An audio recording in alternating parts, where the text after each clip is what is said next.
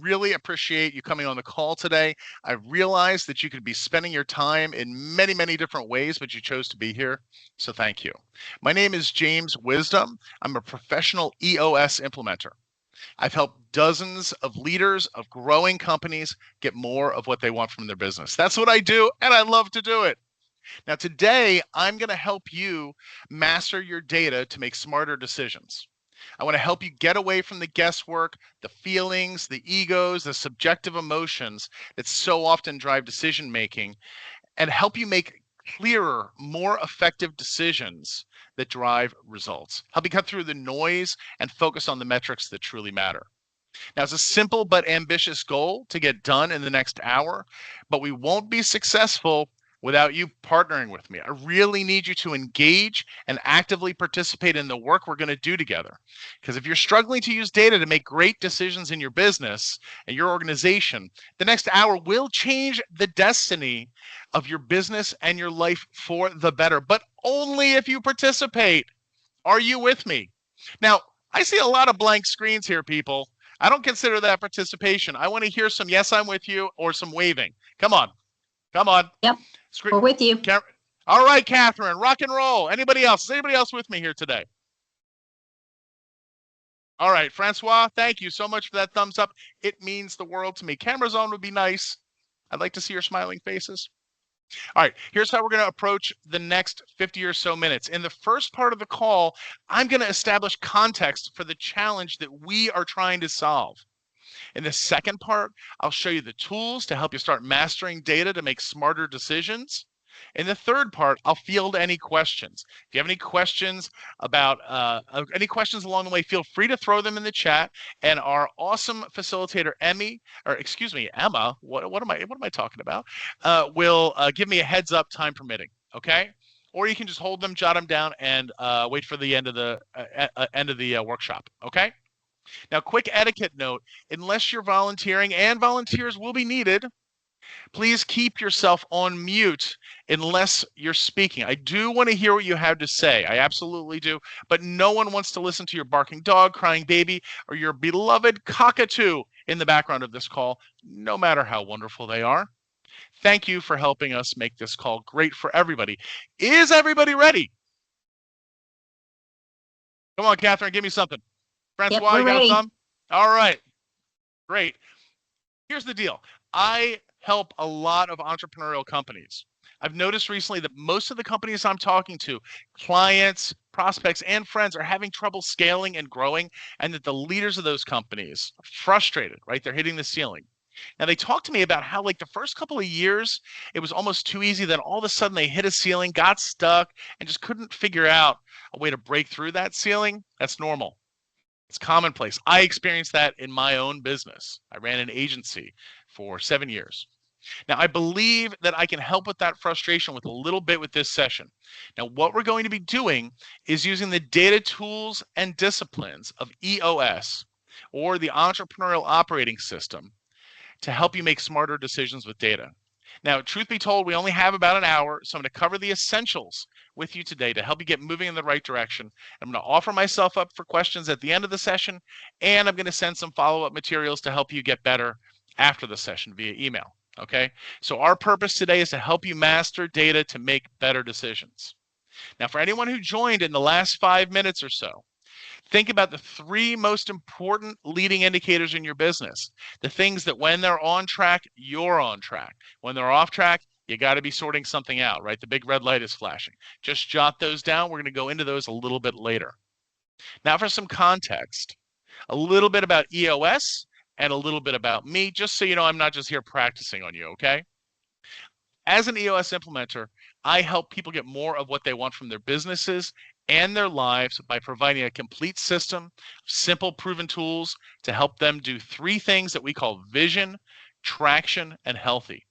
Vision is just about getting everybody in the organization 100% on the same page with where the business is going and how it's going to get there.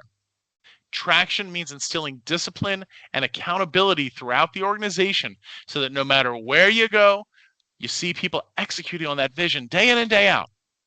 And healthy means making you a more healthy, functional, cohesive, open, and honest team, because sometimes my clients, they're not.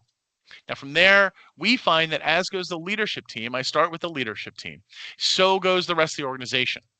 Ultimately, the organization gets to a point where everybody's on the same page with the vision, executing on that vision with discipline and accountability, and working together as a healthy, cohesive bunch of people who actually enjoy spending time together. Now, everything I'm going to share with you today was created by a lifelong entrepreneur by the name of Gino Wickman. This isn't something that I just invented out of thin air. Okay, it's been around for about 20 years. There's 250,000 companies globally running on EOS tools, right, in 36 countries at this point. It's just a set of simple, real-world, practical tools, timeless concepts that have been around for 100 years are going to be around for 1,000 more. Last year, companies running on EOS grew at an average rate of 34.4% year over year. That's the average. Not bad, right? For people that truly want better businesses and better lives, EOS just works. EOS, or the Entrepreneurial Operating System, is not software. It's a management operating system that maximizes human energy, right? Delivering better results for businesses and more fulfilling lives for the people who run them. You're not going to find any unicorns, pixie dust, magic pills, or silver bullets in EOS, just practical solutions to standard business problems that everyone struggles with. The kinds of organizations I work with are entrepreneurial. They're generally, not always, but generally have between 10 to 250 employees. Their owners and leaders are growth-oriented and open-minded. They're willing to be open, honest, and vulnerable with themselves and the people around them. They're more afraid of the status quo than they are of change. So that's about EOS. A quick note about me. I grew up in an entrepreneurial household. My mom grew a thriving book of business from 1,000 cold calls on our plaid living room couch. I went on to lead marketing teams at big, big global organizations that you've probably heard of: QVC, Accenture, Aflac, Randstad. I loved making great marketing. I loved unlocking the potential of the teams that worked with me. I didn't so much like the big company bureaucracy. So I decided to start my own agency, work with smaller companies that wouldn't have those big bureaucratic problems. Surprise, surprise, they had exactly the same problems, or they had different problems. But the real surprise, the painful surprise, was about 2 years in. It was very successful, had a full book, making lots of money, but I'd totally given up my personal life and I was miserable. So in the same month, 2 different people said to me, "Oh, you should check out EOS." Now, after the first time I said, yeah, whatever. After the second time, I thought, well, maybe the universe is sending me a message. So I checked out EOS, loved the elegance. I implemented it in my business. I tripled my revenues over the next 3-year period, but more importantly, I got my life back. And I decided as a result of that, when I look back on my life, that I really love unlocking the potential of other people. So that's why you find me here today as a professional EOS implementer. That's my story. All right, so now we're going to dive in. I'm going to start working through all these data tools to help you make better decisions, okay? So give me a second to get my screen shared, and I'll be right back with you. Sometimes technology does what I expect, sometimes less so. So we're hoping. Here we go. I'm looking for the button. There we go. There's the share button. And then I'm going to hit the, okay. I'm going to ask, can everyone see the screen with the orange dot in the middle of it? Yes, thank you. Thank you, Catherine. You're the best. Thank you. So the way I'm going to work with data is I'm going to provide some context and illustrate how EOS works and how the data component of EOS works. I start with a model with your business in the center of it. Now, the model stems from a discovery that all entrepreneurs, all entrepreneurial leaders tend to wrestle with about 136 issues simultaneously. And that discovery tells us that to the extent that they can strengthen the 6 key components of their business, those issues just tend to fall into place because they're really symptoms of the true root causes.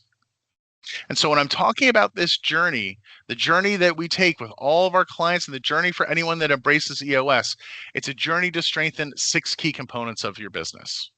Now, I'm going to share those with you very quickly to provide context. All right, here we go. The first key component of your business is the vision component, right? This is just getting everybody 100% on the same page with where your business is going and how it's going to get there. I mentioned that before. Now, within each one of these components, there's 2 specific tools and disciplines denoted by those 2 bullets. We're not going to cover off on those today. I've got a bunch of other webinars that you can go back to if you're curious about vision. I've got one on vision, I've got one on people, et cetera, et cetera. But for today, we're going to focus on data. Now let's go to the second component. That's the people component, right? You can't realize your vision if you don't have great people in your business working toward that goal. Now, of course, every organization defines great people differently. So when I work with my clients, I go through all the wonderful terms out there. I cut through all the BS, the A players, the superstars, top quartile, all that stuff, and help them define what truly makes great people in their unique organization. But that's for another time, right? Today, we're focused on data. Now, this is really running your business on facts, figures, and objective information rather than feelings, egos, and subjective emotions that often drive decision making in entrepreneurial companies. Today, we're going to start getting to the heart of mastering your data to make smarter decisions that drive performance, accountability, efficiency, and most importantly, clarity and confidence as you move forward. Now, what happens and what we see with our clients is that when you strengthen the vision, people, and data component in these organizations, everything becomes transparent and crystal clear.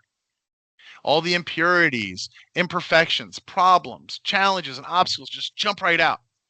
But also ideas and opportunities that you're going to want to take advantage of. And that leads us to our fourth key component, the issues component, right? Strengthening the issues, just getting really good at solving problems as they arise. Because you can't achieve success if you're not great at setting your problems up and then knocking them down and making them go away forever. Okay, that's the issues component. The fifth key component is the process component. Strengthening the process component is just getting all the most important stuff in your business done the right and best way every single time. Creating consistency and scalability in your business, making it easier to manage, more profitable, and more fun. Maybe I'm crazy, but I think process is sexy. The sixth key component is traction. Traction is about bringing your vision down to the ground and executing on that vision day in and day out. Right? There's no coincidence that vision's at the top of the model and traction's at the bottom. If you can't bring your vision down to the ground and execute on it well, vision without traction is hallucination. In the future, I can talk to anybody that's curious about the 2 tools or disciplines we use to strengthen the traction component or any other one of these components to help you get more of what you want from your business. Those are the 6 key components. These 6 key components make up the EOS model, and the EOS stands for the Entrepreneurial Operating System. EOS is a way of harmonizing and orchestrating all the moving parts of your business to help you run a better business and frankly live a better life. That's what it did for me, and that's what it does for my clients. That's why I love what I do. All right. Now, we're going to dive in on the data. Here we go. Buckle up. We've just moved from the context part to the part where we're getting into the tools. Okay.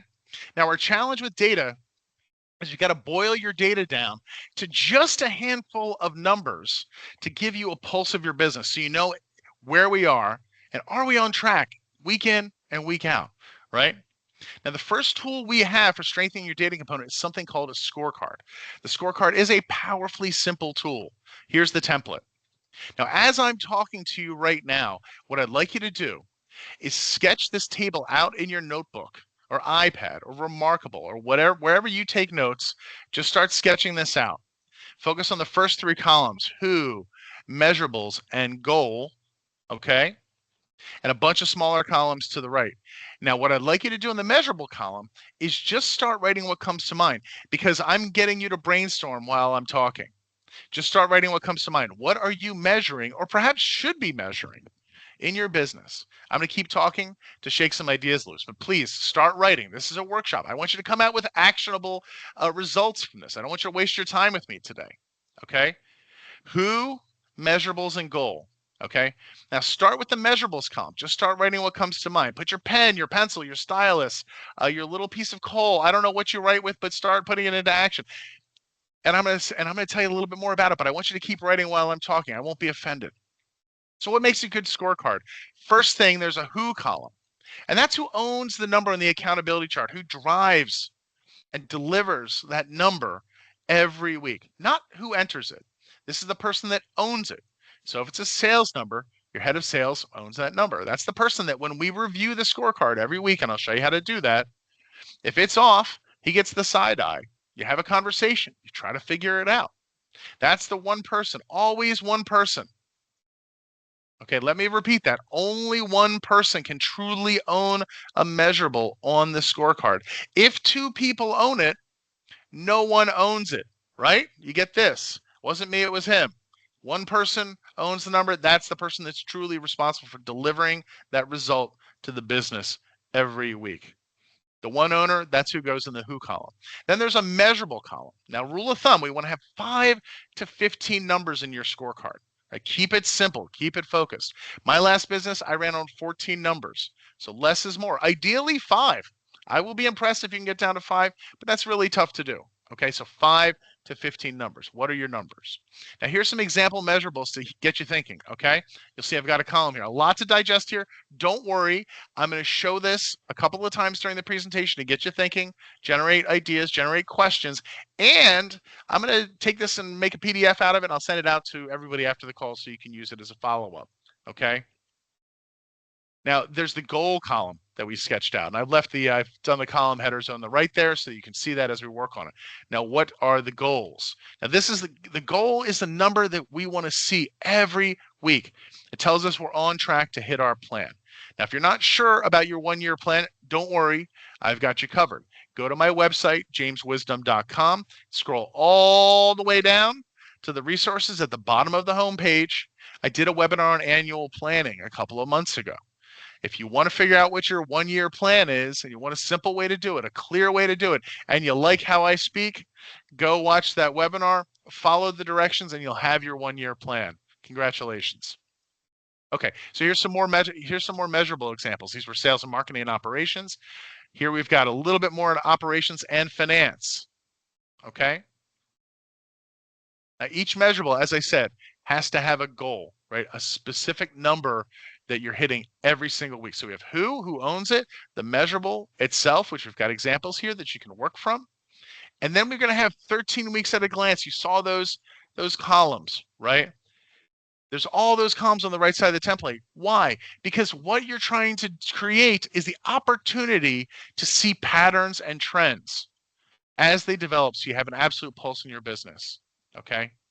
So keep focusing on that measurables column, keep filling it out, okay? Keep working on this. 13 weeks to help us see patterns as they emerge. Okay, now travel with me now. Take a moment. I want you to take a deep breath. You're on an island. I mentally want to take you to an island. And there you are sitting on your island, basking in the sunset, sipping on whatever it is that you like to sip on. A cabana boy or cabana girl comes out, hands you a piece of paper, a single piece of paper. And that piece of paper is your scorecard. Other than that, you cannot access any technology. You can't make a phone call. You can't take a phone call. You don't want to. You're on an island. You're enjoying the sunset. But you still want to know how things are going at your business. So that piece of paper has got to contain 5 to 15 numbers to give you an absolute pulse on your business. So you know you can stay on that island for another week because everything you need to know is on that piece of paper. You don't have to come home, right? So the question is, what are the numbers that you would need to see? What are the numbers that you need to see every week on that island to have a pulse on your business and truly be able to relax and enjoy yourself on that island? Okay. So here's some more ideas. We're going to keep going. You don't have to put these numbers in. I'm going to throw some in, give you some ideas. Here's one. Most of my clients track their weekly revenue. Okay. Just so you know, money's coming in. They want to know that. That's important, right?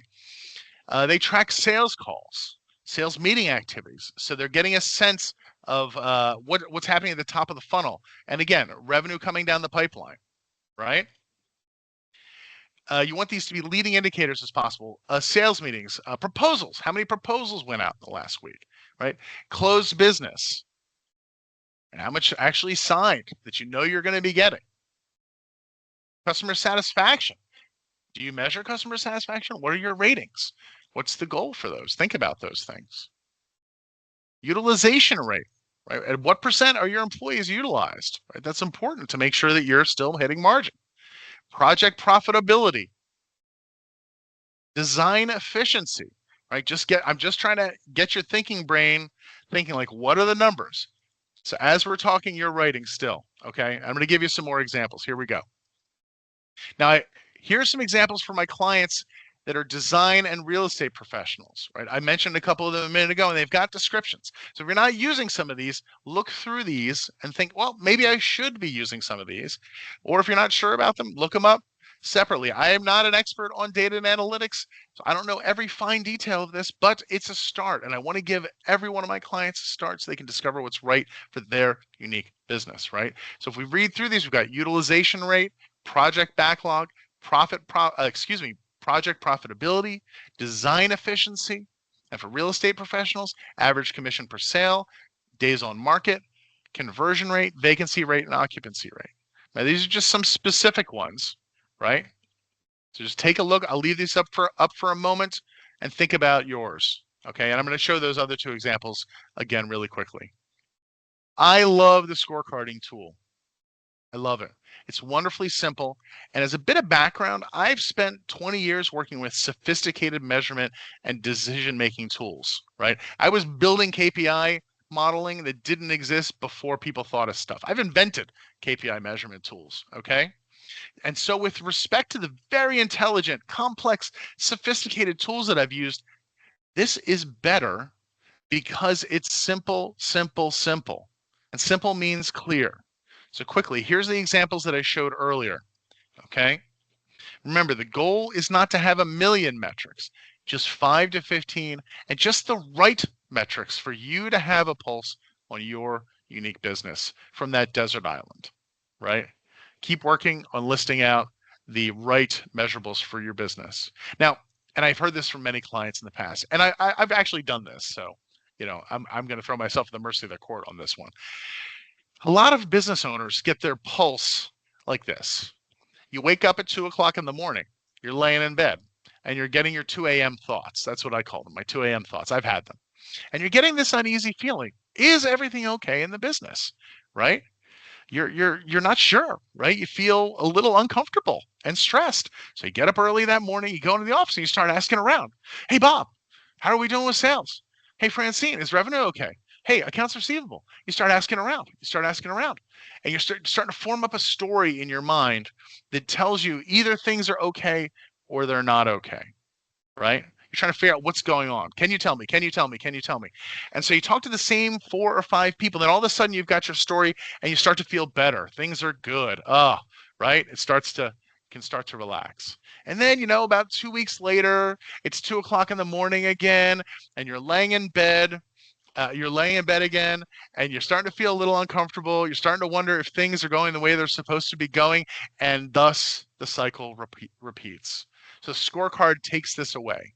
It gives it transparency so that Bob and Fred and Martha, the people that are generating those numbers for you, can report those in, and you've got clarity, right? Scorecard puts that to rest. Now, by not having a scorecard, you're flying blind, right? Sort of like a plane flying over the Atlantic, right? Captain comes over the radio. There's 200 people on the plane. Captain says, well, I've got some bad news and I've got some good news. Bad news is I think we're almost out of fuel, but I can't tell because the gauge isn't working. I don't know what direction we're flying, and I don't know our altitude. But the good news is we're making great time. Some of you are running your business that way with a gut feel. We've got to break you of that, and we've got to get you to really manage your data. So, so, so powerful. Now, with that said, please keep working on this. Now, next up, fill out the who column. Who is the person in your accountability chart that owns that delivers that number for you every week? Now, to be absolutely crystal clear, this is not the name of an admin or the person who pulls the number from a tech platform somewhere, right? This is the name of the person who truly owns that number, is accountable for that number coming in on target each and every week. So for example, sales calls and proposals are probably owned by the person ultimately responsible for sales and perhaps the marketing function. It depends on the organization. Sometimes they're the same, sometimes they're separate. Depends. But you understand what I mean. Critically important is that the right person owns the number. Only one person can own it. Never 2 people owning a number. As I said before, if 2 people are accountable, no one's accountable. So put their names or initials next to the measurables that you've defined. People that are truly accountable. Okay. Now put a goal in the goal column, right? What's the specific number you need to see every week to know the business is on track? The person that owns that number is accountable to reach that goal. Make sense? Right? And then ultimately, you're going to have 13 weeks at a glance. Now, about goals, right? What I see with my clients is a lot of times when they first do their scorecards, they say, I'm not sure what the goal is. Like, we've literally never measured this particular thing before. I don't know how many proposals go out on an average week. And I say, that's okay. Let's just pick a number, right? Progress, not perfection.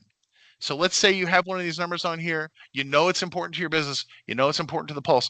Don't stop doing it because you're not sure about it. Pick a number, throw it in there, let it run for a couple of weeks, pay attention to it. And what'll happen is it'll get really clear really quickly what that number should be in the scorecard. Then adjust that goal up or down so that it's close to where it should be. And over time, you'll fall in love with this, right? You'll get better at it. You'll get better at it. You'll get better at it. And then you'll know, okay, this number is the one that we absolutely positively should be hitting every single week. And you won't have to adjust it anymore. You will have figured out your goals. And admittedly, there's external factors that can change them: vacation time, long holiday weekend, depending on your business. Everyone's going down to the shore and hanging out in Cape May. I don't know. But you know what affects your business. You know the seasonality, and you're going to learn more about it using this tool. But don't forget about the 13 weeks on the side. Because when you track this for 13 weeks, a quarter, at least a quarter, hopefully even longer, you start to see the patterns come out. I'd love to see those annual patterns. We're like, you know what, we don't do that much business in August, but we do gangbusters in January. You wouldn't know that if you weren't paying attention to your scorecard. Okay, so that's tool number one, strengthening your data component. Now, when you're all done, eventually your scorecard is going to look something like this, right? It's going to be real clear. Here's your measurables, here's your goals, here's who owns it, and here's the data for the last 13 weeks at a glance. Okay, make sense? Catherine or somebody give me a thumbs up. Tell me you're still alive out there. Still here. Okay, thank you, Catherine. I feel like I should send Catherine. Oh, yeah, Francois, thank you too. I appreciate it. I hope this is bringing value. Now, this is the scorecard. I'm going to take a pause right now and ask if anybody has any questions up until this point on the scorecard, what I've covered so far. Go ahead and just take yourself off mute and start talking. That's fine.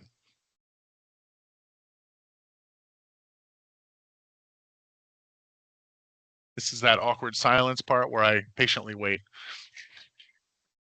Well, somebody just dropped off, so apparently they know everything. They don't have any questions.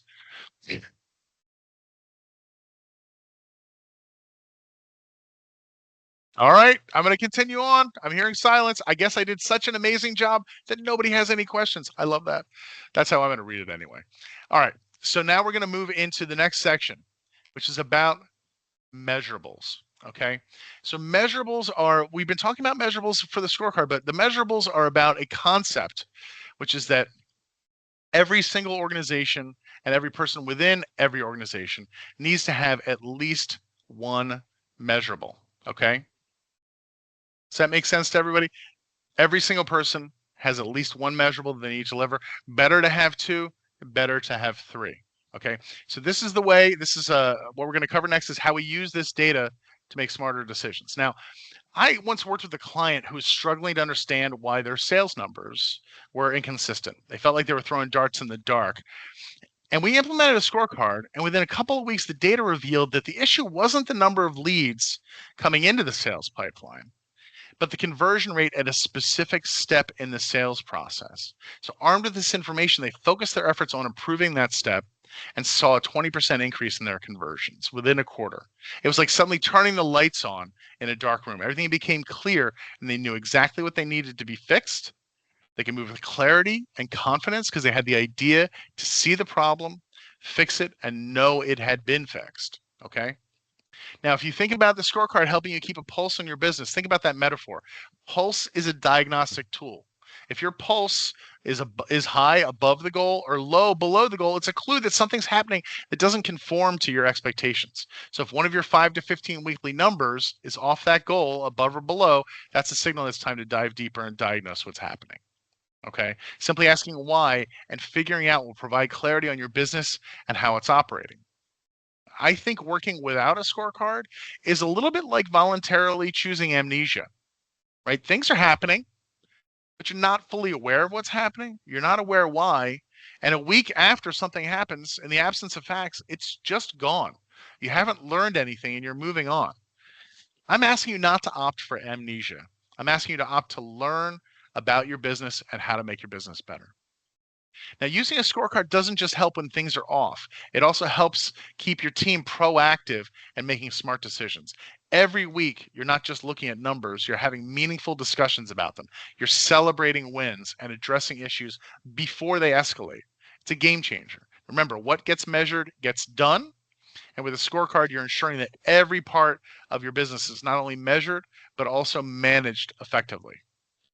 Now, I mentioned to you that we're going to move into measurables. Now that you have the scorecard, we talked about that a little bit, and you've got the measurables in the scorecard. What you want to do is get to everybody has a number, right? So what we're talking about is challenging in most companies. But what I would urge you is not to give up on this. I'm a fanatic about this because it works. In the best organizations, everyone has a number, at least one number. It's non-negotiable. So the idea is if you look at every seat in your organization, everyone should have 1, 2, or 3 activity-based numbers. That's your expectation of them. It's perfectly clear. You're giving somebody a numeric expectation. A measurable is much more impactful than a verbal explanation or a bunch of words. So I urge you to get to the point where everyone has a number. Those numbers will then funnel up to your leadership team's scorecards. Now, if you're not sure or you're confused about what I mean by seats, you've probably heard about Seats on the Bus by Jim Collins. You've probably heard Get the Right People in the Right Seats. Don't worry. Again, I've got you covered. I did a webinar on getting the right people in the right seats a couple of months ago. It's on my website, jameswisdom.com. Okay, so just scroll down to the bottom. There's the webinar. Check it out. Follow if you're not sure about what I mean by accountability chart, getting the right people in the right seats or accountability. Those are all covered there, as well as core culture and how to get the right people in your business. Okay, because it's unique for every single business. There's no one magic tool that's going to solve everything. Now, I've had some clients over the years that have struggled with their scorecard. So we get into the session, and the issue that we are dealing with is that the scorecard's not working. The scorecard's not working. We don't like the scorecard. And in every case where we drilled this down, what we realize is that it's not that the scorecard's not working. It's that you're not working. Okay, it's never the scorecard. What we learned as we dug into it is that they lacked the belief on some basic truths. And if you don't subscribe to these 7 truths, and you don't have to write these down right now, I want you to feel them. If you don't subscribe to these truths, a scorecard's never going to work for you. Okay, so I urge you to embrace these truths. Here's what we discovered. You must believe truth number 1, what gets measured gets done. You got to believe that in your bones, in your soul. The mere act of measuring something is going to get you further ahead than not measuring it. You couldn't beat that belief out of me if you tried, right? You'd have to fight me to the death for that particular truth. I believe it. I've seen it on my clients, and I've lived it myself personally many, many, many times over the years. And I've seen crash and burn, and I've seen it just blow things away. It's fantastic. Truth number 2, you've got to believe that managing metrics takes time.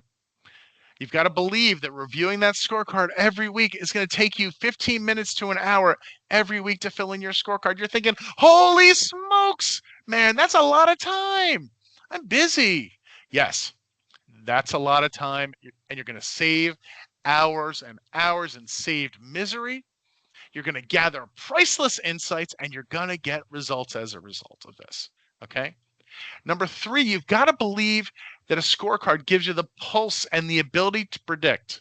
You got to believe this tool, this mechanism will give you a pulse and the ability to predict, the ability to anticipate the future, to make great decisions and guide your business into the future. You got to believe that. Now, for it to have a pulse, it needs to be regular. It has to have a beat, right? A pulse is a heartbeat, right? My clients absolutely love the EOS meeting pulse. It's a weekly meeting that provides that pulse where you as a team reconnect, a leadership team. They use a tool and a specific agenda called a level 10 meeting agenda. I'm going to review it with you very quickly here to inspire you so you know how these parts of the entrepreneurial operating system fit together. And I'll add some additional info in my follow-up email, right? Some additional video about the meeting structure. If you want to give it a shot, the template, the whole thing, I'll share all that information with you. We're very open with our tools, okay? Now, when done properly, the L10 agenda elevates the quality of meetings to a level 10, thus the name. I will tell you the single piece of feedback I hear the most from my clients when they first get into this is, oh my gosh, this has changed everything. and I love to hear this, by the way, I'm actually canceling other meetings because this meeting structure has saved me so much time. I'm like, hallelujah, because I had that experience myself. And I see it time and time and time again. Like, we're having so many meetings. I can't add another meeting. Just try it. You'll actually start to cancel meetings. Please just try. Anyway, here's how it works. I'm going to tell you how it works. I'm going to walk through it really fast. So there's this segue or good news. It helps transition the team into their meeting more efficiently, get them in the right mindset. Then you spend the first part of the meeting just checking in on everything important in your business, checking in on the scorecard we've been talking about to make sure you're hitting your numbers, making sure they're on track. If they're not, they become an issue and need to be discussed. Checking in on your rocks or your quarterly priorities to make sure they're on track. Checking in on your customers and employees to make sure they're happy. We then inject a little to-do list into the agenda to drive weekly accountability at every level in the organization. Then we spend the vast majority of the meeting time, about 60 minutes of a 90-minute meeting, IDSing, solving the real problems at the root. That's what makes for great meetings. That's what helps you feel like you're generating traction in the business and moving forward week in and week out. And that's what gives the pulse to your scorecard so that each and every week you're using it to solve problems, learn about your business, and make smarter decisions. Whatever you do, whatever meeting structure you have, you need to be looking at that scorecard each and every week. And the person that owns that number on the scorecard needs to be answering for that number on their scorecard every single week for you to be successful with the scorecard and with metrics in your business and to make better decisions. I hope that makes sense to everybody. All right, back to the regular scheduled program. Number 4, you must inspect what you expect. You got to believe that. You've heard of trust but verify, right? That's 100% true and accurate. Trust the people around you, but you got to verify. You got to check in. Checking in does not mean I don't trust you, okay? Truth number 5 is that you have to believe that you can have accountability in a culture that's high trust and healthy. As a matter of fact, it's usually the reason it's high trust and healthy because there's measurement. Everything's transparent. Everything's lucid, open, nowhere to hide, celebrating the wins and diagnosing and getting better when you don't win. That's okay. You're learning. You're becoming a better business as a team, as a culture. Measurement and analysis makes you better. That's healthy. Truth number 6, you have to believe that a scorecard requires hard work, discipline, and consistency to manage, but it's worth it. And so what you're about to create, it takes our clients 3 to 6 months for the scorecard to evolve into something that they love. And so you've got to be in for that, right? You've got to be in for that work. You've got to know that it's going to take work, but it's going to be worth it in the long run. Number 7, a lot of times the reason the scorecard struggles or doesn't work, assuming that you subscribe to numbers 1 through 6, is that you must believe in the fact that one person's got to truly own it. And I don't mean that one person truly owns all the metrics on it, but one person owns the scorecard as a whole, right? What we've learned is that when everybody owns it as a leadership team, I'll put my little bit in here, you put your little bit in here, you put, and nobody really takes ownership for the scorecard as a whole, it falls down, kind of falls on its face, right? So what we've discovered is that when there's one person on the leadership team that obsesses about the company scorecard, legitimately wants it to get better over time, legitimately wants it to be driving the business forward, that's when we get a good, strong, healthy scorecard. These are the people that take it personally if something doesn't get entered, right? They're not just a referee, but they legitimately care. Could be the visionary, could be the integrator in the business, could be the chief financial officer. Rarely is it the sales manager. Go figure. But somebody's got to own it. So I need you to think about your leadership team and who's the right person to obsess about this thing and drive it to a conclusion. So you've got to pick somebody who's passionate about it, because without that passion, it falls on its face and it doesn't work. Okay? So that's the data component. Those are the 2 tools and disciplines that we use to help you ditch the guesswork and master your data to make smarter decisions. Okay, really run your business on data rather than feelings, emotions, or egos that so often drive the way people make decisions in an entrepreneurial company. And if you do this, if you work hard to do this well, the result is wonderful. My clients tell me they can finally, I mean, literally, they finally can go on vacation without watching their cell phone all the time. And that's my goal for you. Sipping cool beverages without worrying if everyone's doing their job or if the business is on track or off track or did such and such not listen to such and such. You can have that with these data tools and with EOS. Okay. Now, I know our time today went fast and your head is probably spinning. Okay. That's normal and that's good. It's a very compact, very concentrated 45 minutes that we've just done. Okay. Means you're trying. If you feel confused, that's okay. I applaud you. But we got a few questions. We got a few minutes for questions. So who would like to ask any question on the content that I just delivered? Oh, by the way, to ask questions, you can either put it in the chat and Emma will speak for you, although there's no reason for that. Feel free to take yourself off mute and just start talking. Catherine, you must have a question for me. I'm not volunteering you. I'm just hoping that you'll have some kind of question or you'll poke a hole in what I just said. Oh, Francois. I do. Oh, we got one from Francois, but if you do have one, Catherine, we'll get you next. Okay. Go ahead, Francois.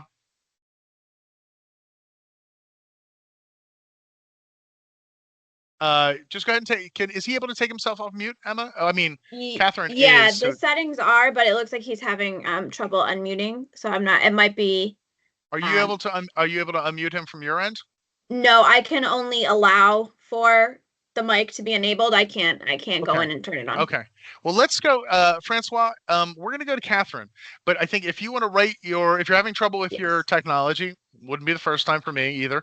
Go ahead and just put your question in the chat, and Emma will read it out, and we'll try to help you solve that question. Okay, Catherine. It turns out that you do get to go next.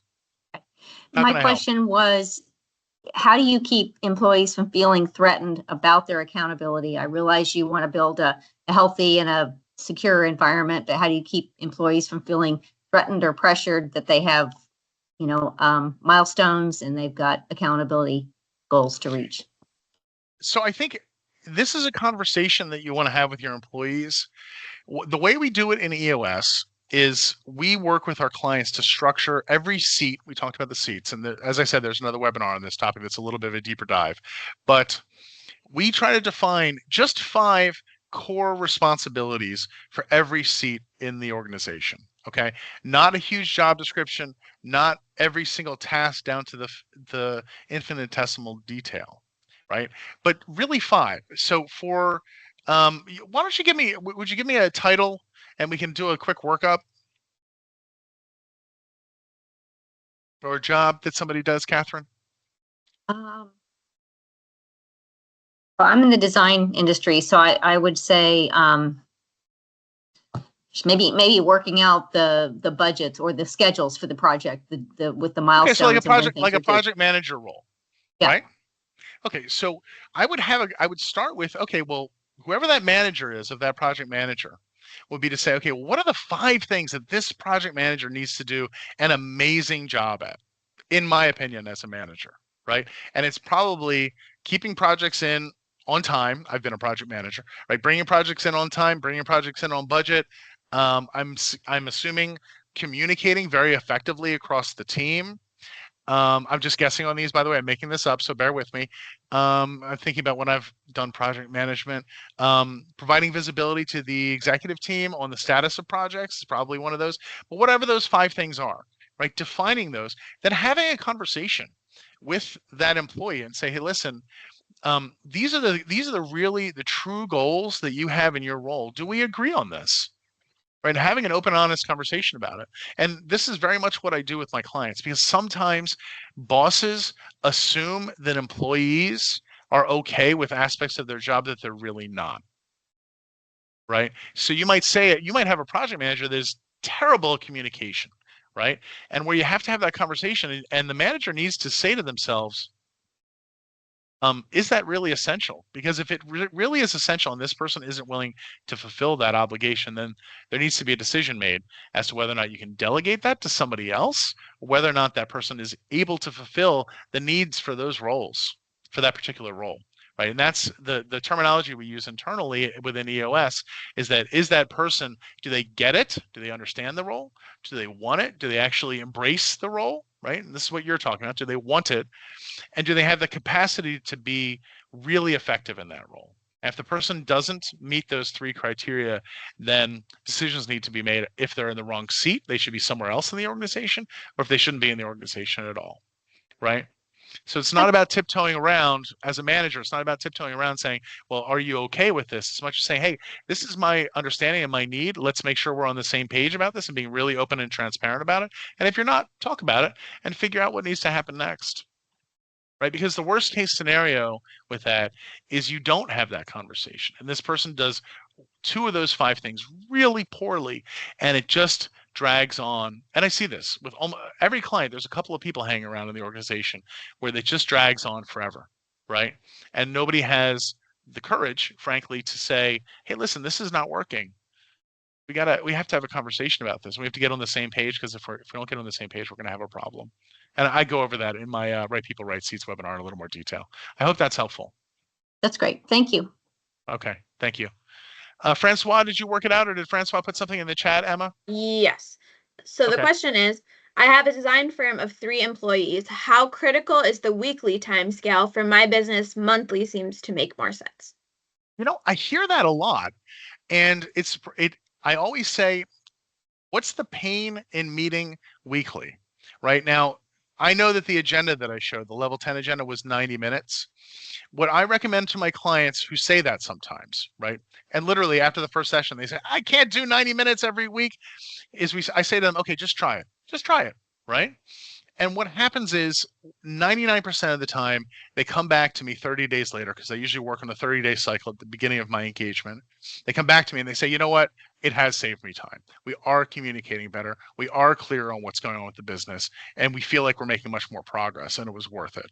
So what I would say is, like, it's easy to stand back having experienced meetings. And trust me, Francois, I have been in thousands of hours. I mean, I shudder to think how many hours of productive meetings I've been with the organizations that I have been in and led, and I'm ashamed to say that, and led over the span of my career. So when I say to you, oh yeah, here's another 90 minutes, you're just thinking, oh, another 90 minutes, right? But what I'm also saying to you is that every client I've ever had comes back to me within 60 days of starting our work together and says, this is saving me time. So you're going to have to take a leap of faith and believe me on that one. He also added, it's not the meeting pace, it's the goal pace. Oh, the goal pace. Well, for the metrics. Okay, thank you for that clarification, Francois, and thank you, Emma. I appreciate that clarification. That's important.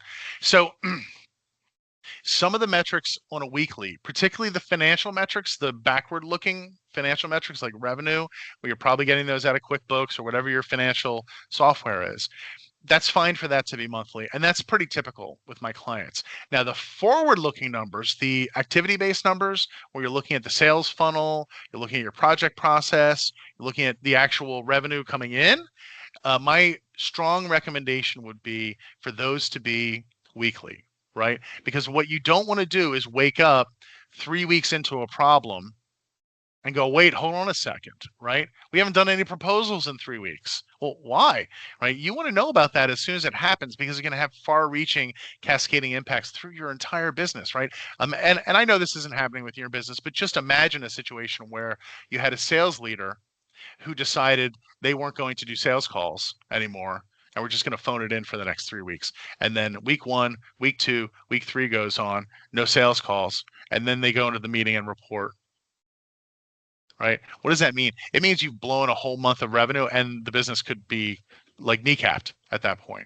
So it's just providing the reason why we strongly recommend 1 week is because we want you to have that pulse, right? That tempo in your business, so that you know, okay, everything is cool. Bob did his 3 proposals this week. Francine got her 128 leads, or whatever that number is, that you're doing that every single week, so you know you're on track.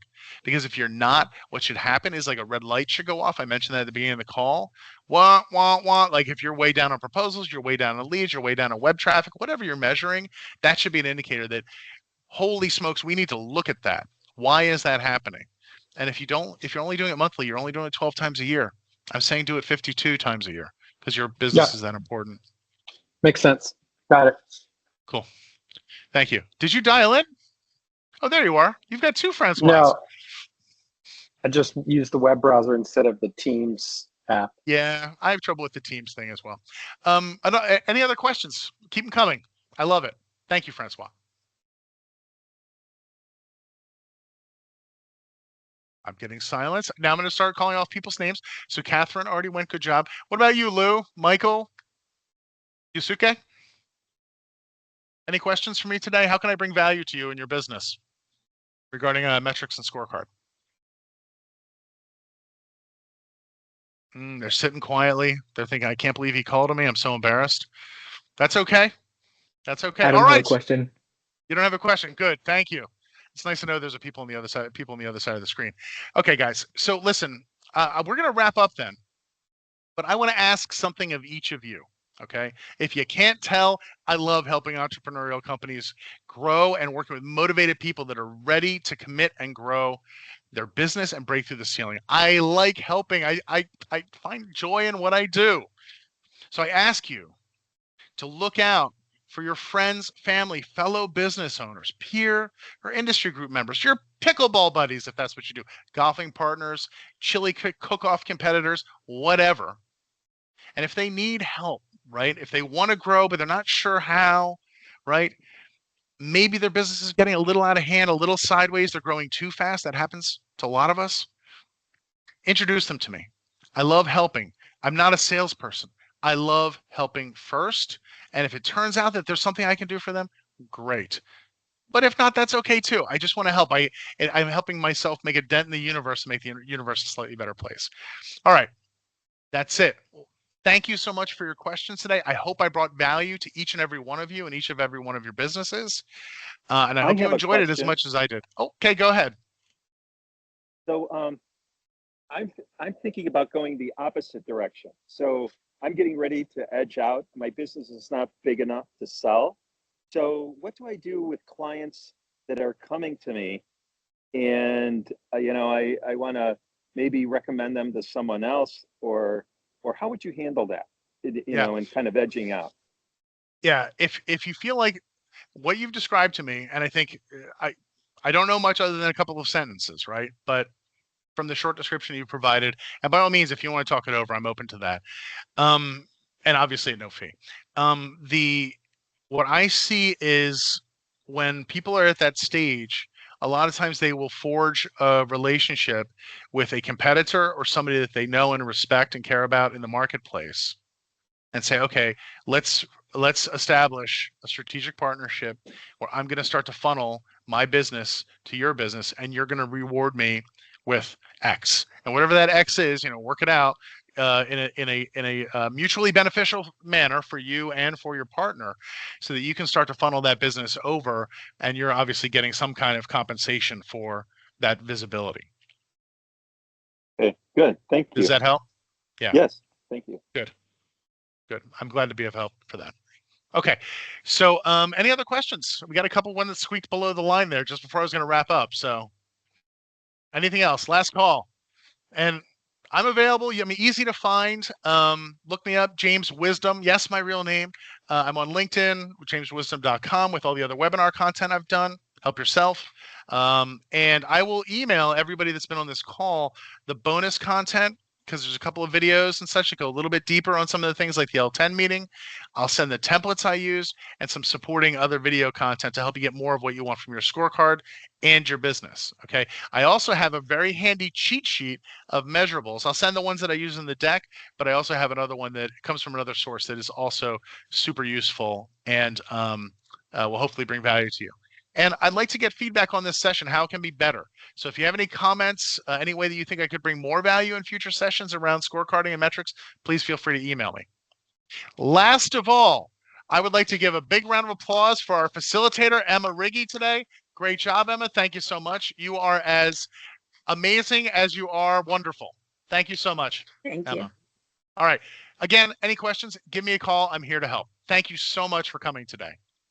Thank you, Thanks very much, James. James. Thank you. Appreciate it. Great. My pleasure. Thank you. Thanks.